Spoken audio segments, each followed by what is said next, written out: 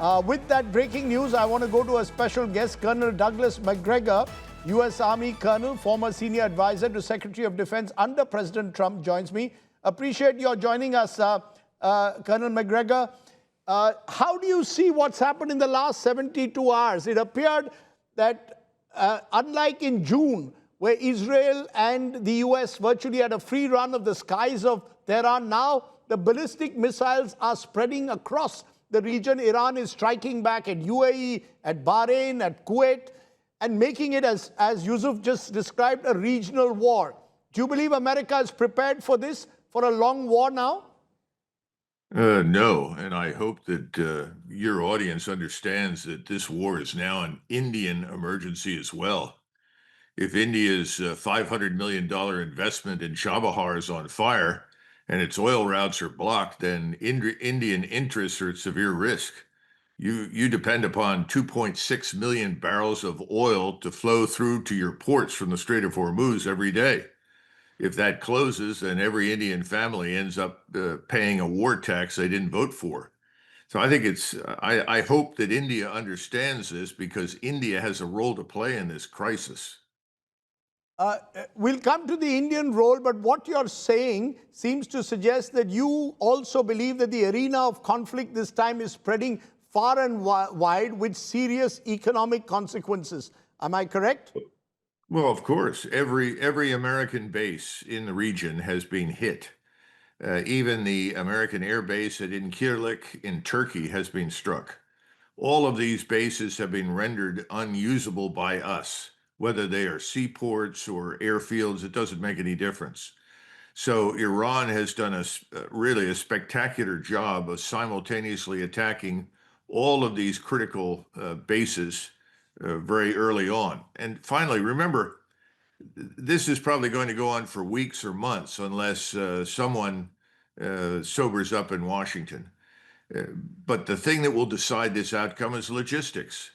We simply don't have enough missiles on hand, and we have a very long line of communications that takes us all the way back to the United States. We've lost most of the ports, virtually all of them in the region, that we would normally use to reload ships, reload missiles, reprovision our forces.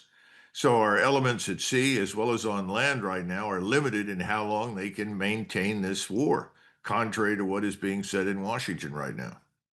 So are we to understand that Washington was not prepared for this kind of Iranian retaliation? Is that what you're suggesting, that in any war game planning in Washington at the Pentagon, there was no idea that Iran would immediately escalate this or try to escalate it into a regional conflict, which could then get far more prolonged? Well, whether or not someone in the Pentagon knew anything or thought it all through is a question I can't answer. But one thing is very clear.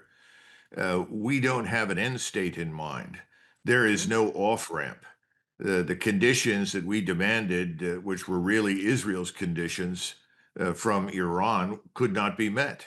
They never could. So it's very obvious that what we need today is a way to stability. Right at the moment, we can't get there. By the way, I think it's very important for people to understand that this war began with the Israeli strike. And frankly, at the time, we were not yet ready to fight, but we decided that we would go in support of Israel anyway. So I don't think any of this is going to any sort of agreed strategic program or schedule. You made a very interesting point. You seem to suggest that this war, in a way, is being driven by the Israelis. They did the first strike, and the Americans are simply following on that, which is very strange. That normally doesn't happen. Normally, it's the other way around, that the U.S. takes the lead. Are you saying it's been very different in that sense? Netanyahu is the one who has virtually pushed Donald Trump into this war. Netanyahu has more influence in Washington, where essentially the Israel lobby has purchased the Congress and the White House. President Trump owes his position in the White House to Zionist billionaires that funded him. So Israel is very much in control. The United States is not.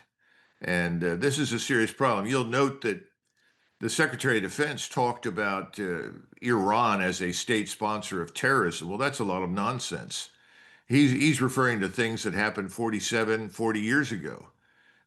Iran has changed profoundly, and Iran is not a state sponsor of terrorism. If we were really concerned about radical Islam and terrorism, we'd be focused on Pakistan. Mhm. Pakistan is the wellspring of radical Islam, financed in large part by Saudi Arabia. And now we have a government in Syria, which is a product of ISIS and Al Nusra and Al Qaeda. So why are we attacking Iran? We are attacking Iran because it's the last state in the region, at least at this point, that is presenting resistance to Israel.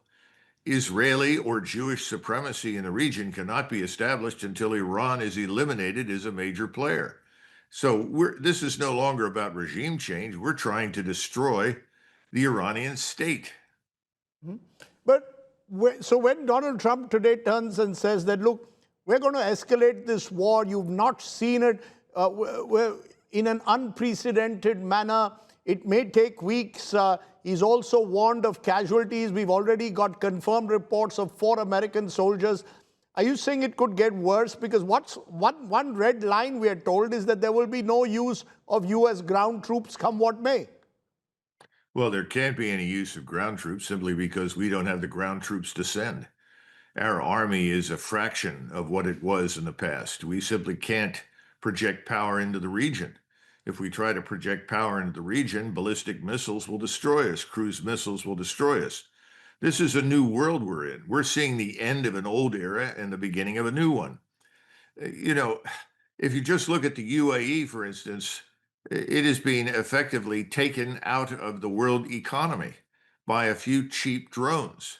And our missile defenses have turned out to be completely inadequate to the task of protecting the Gulf states, where we've invested time and money to effectively protect them. Well, we can't do it, and that's being demonstrated. I think the world is changing dramatically right now.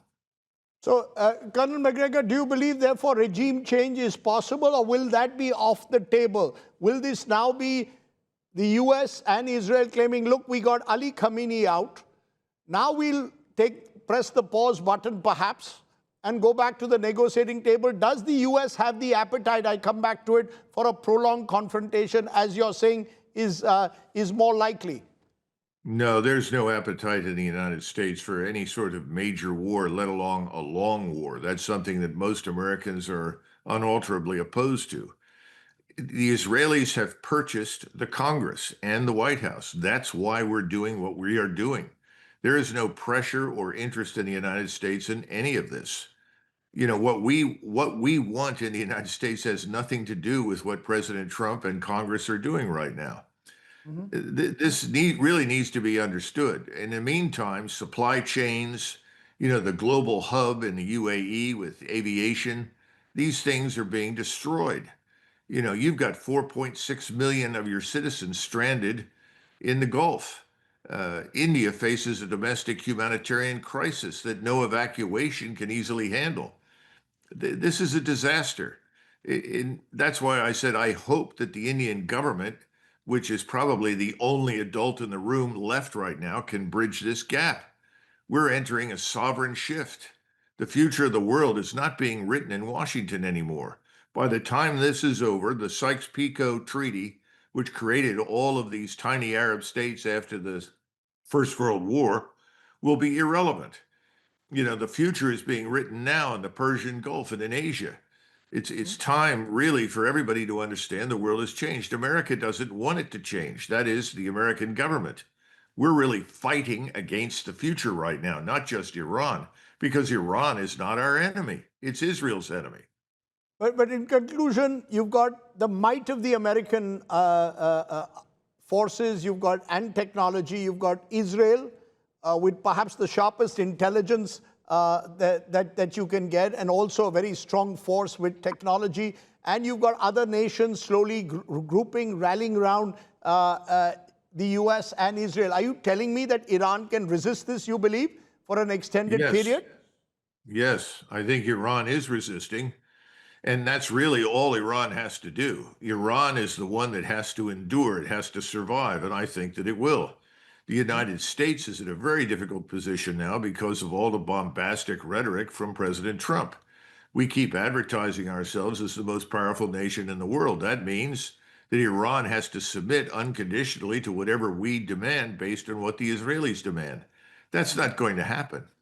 In the meantime, I think we figured out that a few $1,000s worth of drones can take down a $500 billion economy in the Gulf. The UAE, a great example. This thing is going to drag on for months. The Chinese and the Russians are watching. Iranian air defenses are beginning to be effective. The missiles that Iran has are almost inexhaustible, whereas the missiles on our side are very limited, and we can't produce them quickly. We can't surge power. Right. We can't surge missiles. Okay. I'm going to leave this, Colonel Macgregor, there. You've, in a way, spoken out your mind and given us a very different perspective, in a way, there from the United States. I appreciate you joining me here.